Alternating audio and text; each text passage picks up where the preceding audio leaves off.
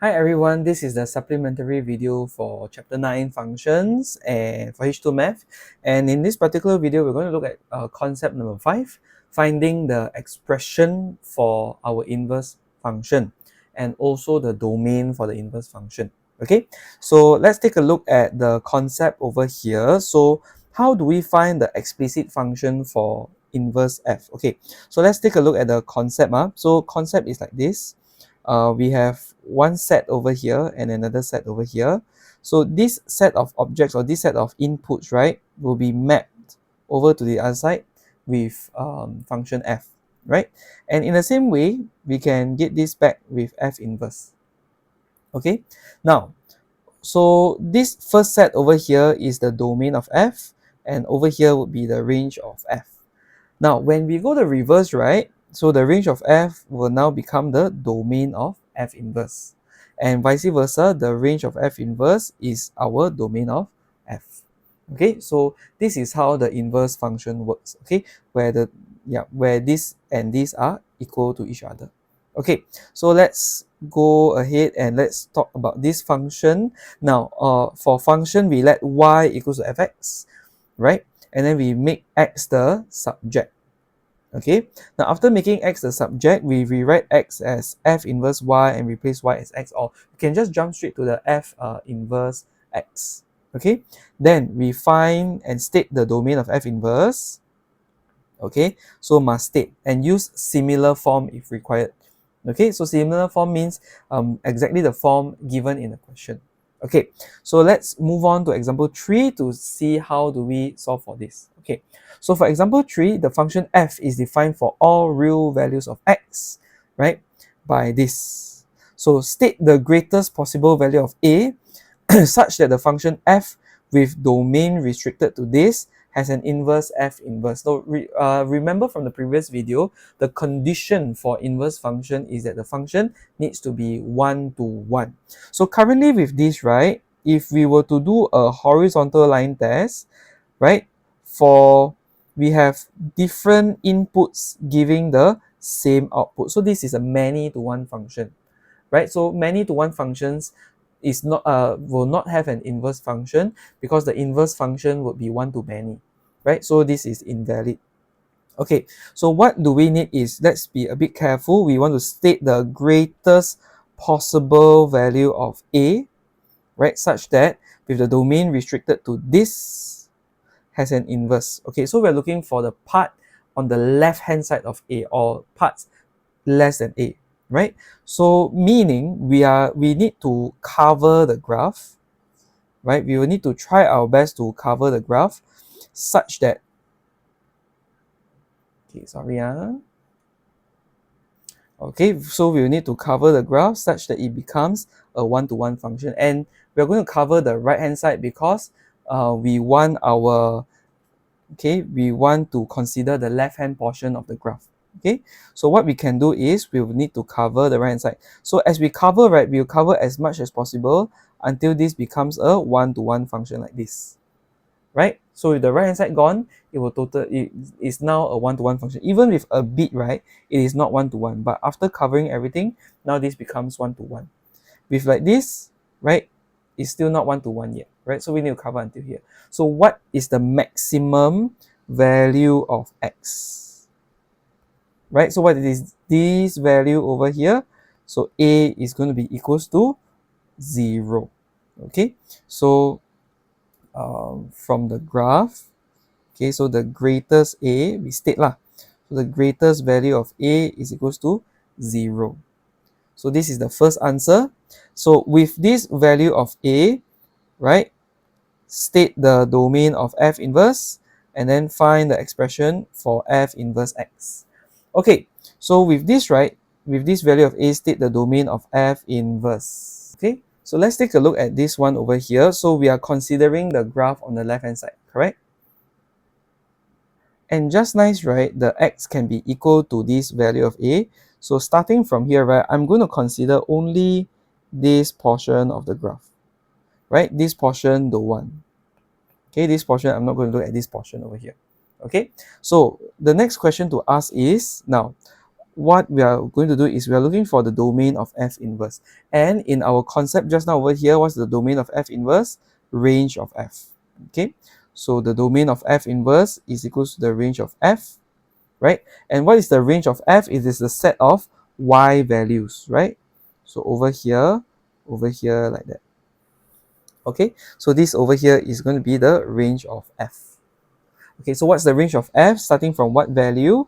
So this over here is actually -1, right? So we start with -1 until infinity. So we start with -1 can equal, then into infinity cannot equal. So this is the interval notation for -1 to infinity. Okay, now last but not least, we now need to find the what do you call this? The expression for F inverse x.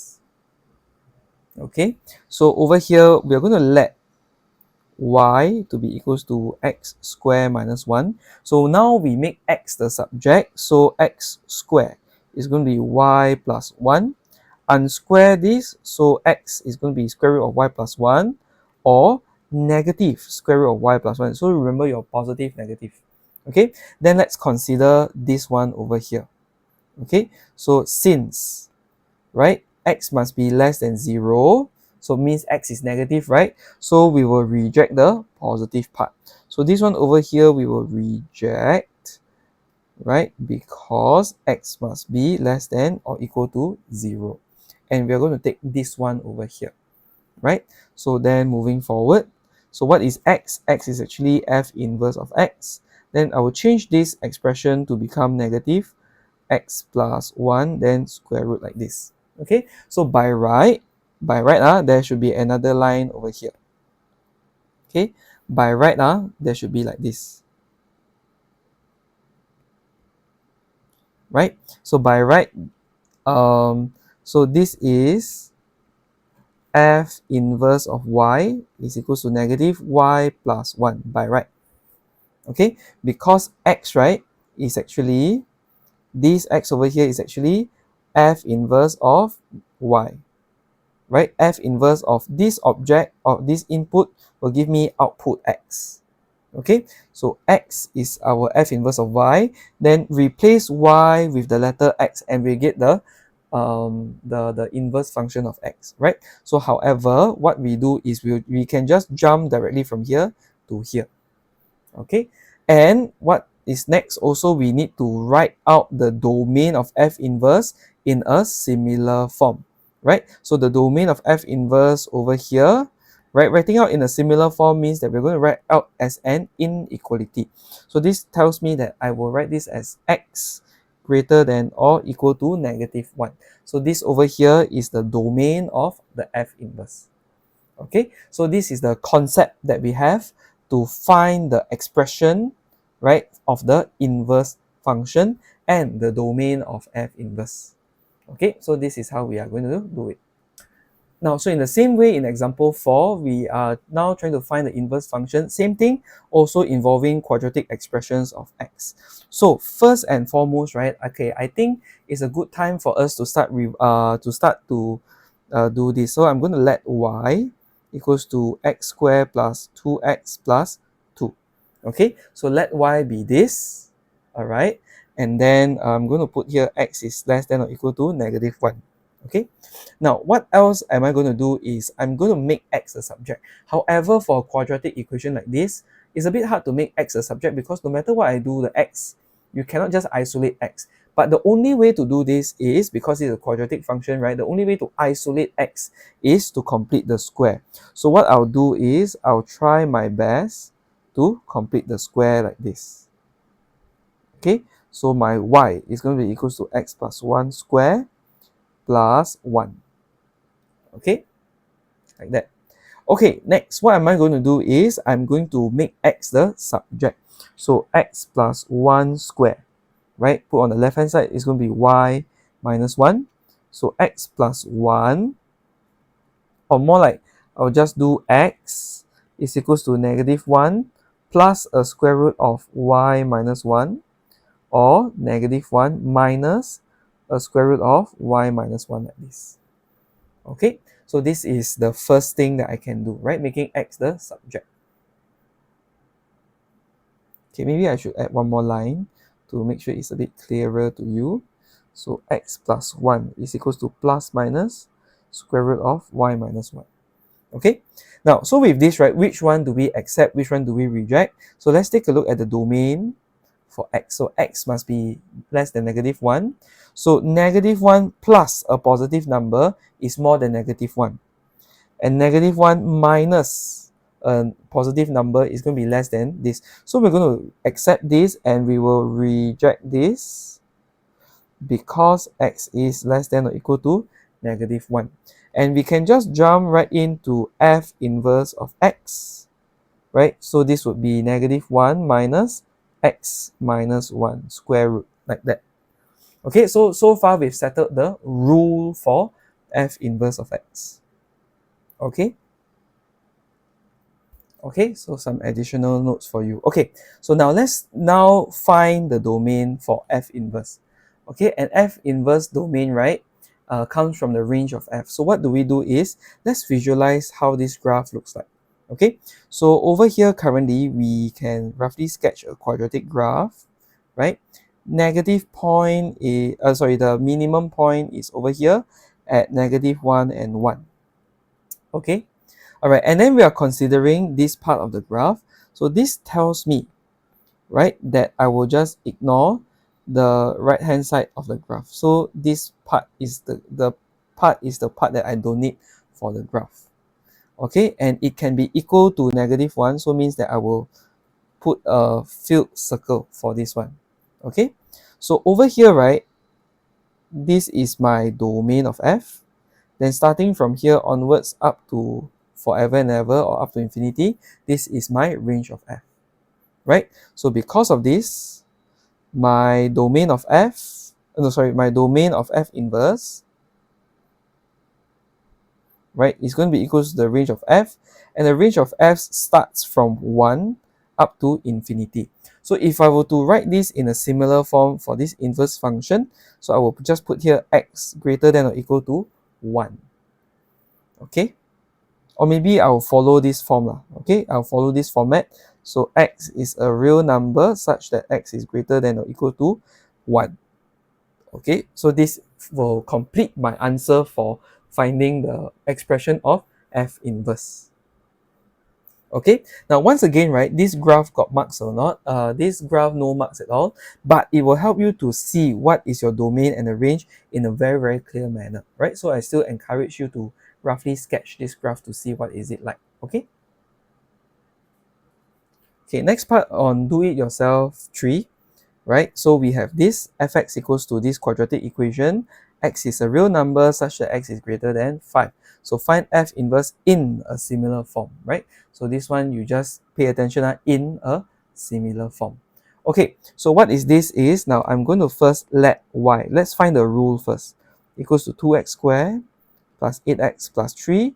Now, once again, this is a quadratic equation. So what we do to isolate x, complete the square. So factorize the 2. So I don't need the third term, right, to complete the square. So I'll just leave it like this.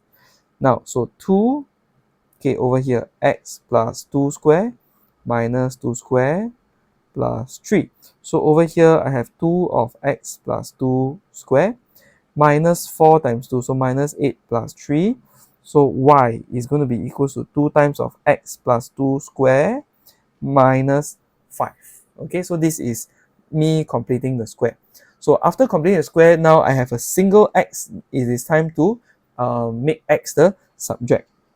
So y plus 5 divided by 2, right, will be equals to x plus 2 square. So this will give me x plus 2 equals to plus minus square root of y plus 5 over 2. Okay, now I will put this up here. Now then x will be equals to -2 plus, okay, a positive number fraction, or -2 minus, right, this thing over here. Okay, so let's take a look over here. Now, since x is greater than 5, so -2 plus a positive number has a chance to be positive. negative 2 minus a negative number, confirm cannot be positive. So this one we will need to reject, right? Because x must be greater than 5. Okay, so with this, right, the final answer is f inverse of x is going to be equals to negative 2 plus minus, replace the y with x. Okay, so this is the rule. Now let us think of the domain, right? So over here, right, if you notice, this again is a quadratic graph. So you can do this at one side, quadratic graph over here, right? What is the minimum point? The minimum point over here is going to be at negative 2 and 5. Okay, take note, negative 2 and 5. Now, then where is 5? 5, right, is actually on this part over here, right? So it's actually this part, right? So what we need to do is I will need to erase parts of the graph. So I don't, yeah, okay. So I will need to erase parts of the graph like this, okay, until I reach 5 over here like this, right? So this one over here is 5, okay. And if you sub in this 5, right, to this function over here in order to find the y value over here is going to be 93. Okay, 93. So once again, right, let's double check. So this over here, right, would be domain of f. This right here would be the range of f, right? So starting from 93 up to infinity. Okay, so therefore let's add in over here in a similar form. So the domain for x inverse, f inverse is x is a real number such that x is greater than 93, right? Cannot equal, so must be strictly greater than. Okay, so take note, so this one cannot equal because it doesn't equal to 5 here also. Okay, now one last point is yes, so this one over here, so range of f is going to be equals to the domain of f inverse equals to 93 to infinity. In fact, I think you don't need to write this, you can just come here directly. Okay, so this ends the video for finding the explicit or more like to find the expression for inverse function.